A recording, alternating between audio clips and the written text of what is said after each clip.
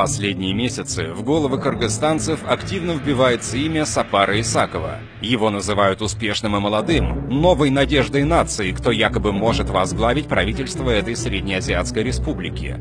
Уставший от старых политиков народ действительно хочет увидеть во власти новые лица. Но достоин ли Сапар Исаков претендовать на доверие кыргызского народа? Давайте разберем жизненный путь Сапара Исакова. Какими успехами он может похвастаться? В чем именно состоят его таланты? Ни для кого не секрет, что как никогда прежде на сегодня внешняя политика независимого Кыргызстана зашла в тупик. Отношения с такими ближайшими партнерами, как Казахстан, Турция, Китай, не говоря уже о Евросоюзе и США, находятся на самом низком уровне за все годы независимости. Даже со стратегическим партнером и важнейшим союзником Кыргызстана, Россией, отношения, несмотря на внешнее благополучие, тоже сильно напряжены. Кыргызстану не доверяют, его руководство не уважают. Кыргызский народ растерял былых друзей. Кто несет за это ответственность? Да, Алмазбек Атамбаев, будучи президентом, не всегда контролировал свой язык и успел нажить много врагов для себя и принести неприятности своей стране. По 100 грамм, а то просудятся. Но ведь рядом с президентом должен был быть настоящий дипломат, кто ставил бы государственные интересы выше личных капризов и направлял бы президента на развитие, а не на разрушение страны и ее внешней политики. Сапар Исаков – вот имя человека, ответственного за провал и катастрофическое положение внешней политики Кыргызстана. Взять для примера Россию. Для облегчения вступления Кыргызстана в Евразийский экономический союз личным решением президента Путина стране было безвозмездно выделено $200 миллионов США. Этой суммы должно было с лихвой хватить на интеграцию государственных структур Кыргызстана в союзные органы, закупку и установку лабораторий и укрепление инфраструктуры республики. Однако с момента вступления Кыргызстана в ЕАЭС прошло уже больше 2 лет, закончился уже льготный период его членства, а до сих пор обещанных лабораторий не построено. А госорганы страны не интегрированы в союз. Что же произошло?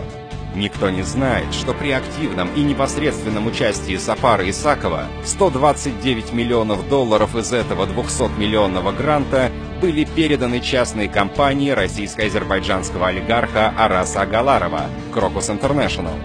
Таким образом, Кыргызстан ограбили на огромную сумму денег. Страна оказалась не готовой к членству в Евразийском союзе, а помощь, выделенная российским президентом кыргызскому народу, пропала. Зато безмерно обогатились лица непосредственно причастные, в числе которых одним из главных значится имя Сапара Исакова. Операция проделана без шума и пыли. Президент Путин уже снял ответственного за эту аферу бывшего руководителя российской таможни, руководителя Кыргызско-российской межправительственной комиссии Бельянинова. На него возбуждено уголовное дело. В его домах проведены обыски и найдены много миллионов наличности в иностранной валюте.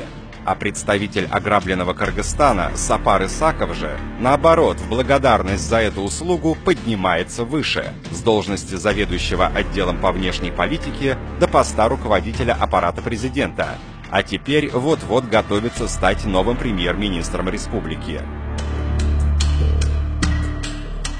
Другой эпизод, который не могут забыть в Москве, касается решения Атамбаева, горячо поддержанного Исаковым, денонсировать соглашение о строительстве Верхненарынского каскада ГЭС в декабре 2015 года. Это стало не только абсолютно неприятным сюрпризом для Москвы, но и нанесло прямой ущерб кыргызскому государству в $37 миллионов США. Не построено ни одного ГЭС, а Кыргызстан на ровном месте оказался должен 37 миллионов. Огромная сумма для бюджета. Кого же привел на Верхний Нарын вместо российского гиганта Русгидро Сапар Исаков? Компания «Лиглас» из Чехии является обанкротившейся стекольной фабрикой в глухой чешской деревушке. Их обороты никогда не превышали $10 тысяч. Надо ли говорить о том, что они никогда не только не построили, но даже и близко не участвовали в строительстве гидроэлектростанций? Речь идет о грандиозной афере, и следы опять ведут к Сапару Исакову. Именно он ответственен за то, что мелким чешским аферистам отдан без конкурса не только весь Верхненарынский каскад, но и право возведения 10 гидроэлектростанций на других реках Кыргызстана. Или же, например, ни для кого в кыргызском истеблишменте не является секретом, что Сапар Исаков вместе со своим земляком, миллионером Калыком Султановым, успешно освоили более $1,5 миллиарда США китайского кредита, направленного на строительство дорог. Общеизвестно, что с каждого километра дороги китайские компании отчисляют ответственным за принятие решения кыргызстанским чиновникам по много сотен тысяч $. США.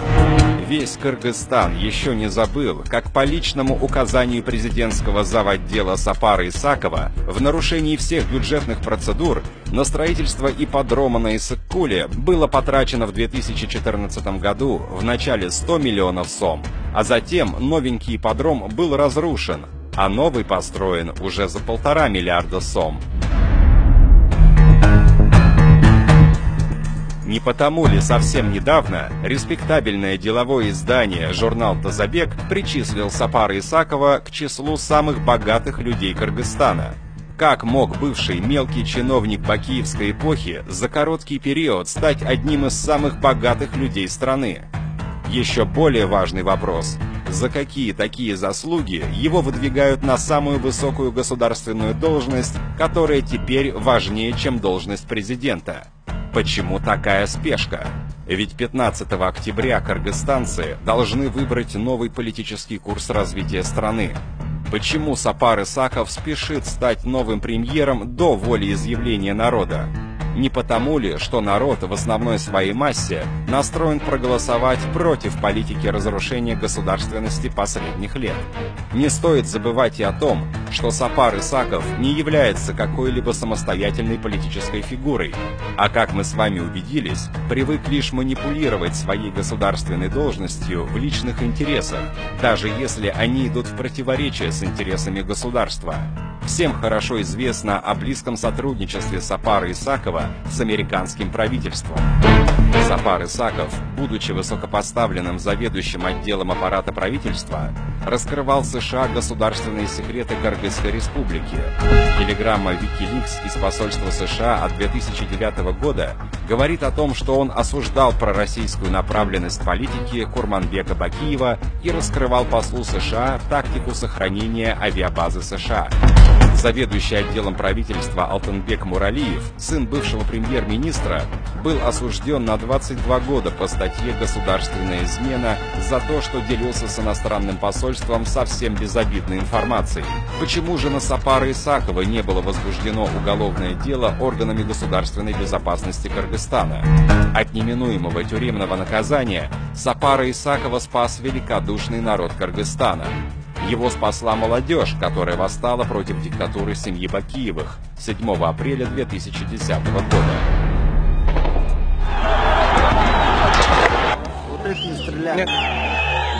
70 молодых кыргызстанцев оплатили своей кровью не только свободу Исакова, но и его многомиллионное состояние, а также и огромный карьерный рост. Вы хотите нас спросить, а где же был Сапар Исаков, когда эти молодые люди гибли под пулями снайперов на площади Алатоо в тот дождливый день 7 апреля? Ответ вас удивит.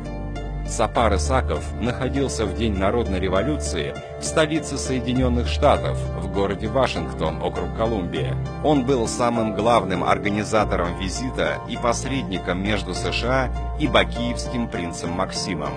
Говорят, что сойдя с трапа самолета и услышав об отказе США принимать организованную им делегацию, виновную в кровавом расстреле семьи Бакиевых, Сапар Исаков срочно запросил политическое убежище у своих американских хозяев.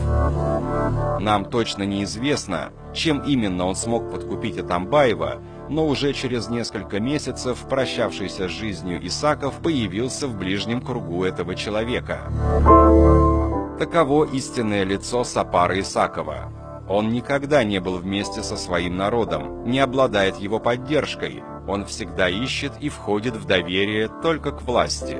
Во второй части нашего расследования мы расскажем, как Сапар Исаков продолжает поддерживать связь с Максимом Бакиевым, как он все прошлые годы мешал конфискации в пользу Кыргызстана около 100 миллионов долларов, арестованных властями США и европейских государств на счетах Бакиева.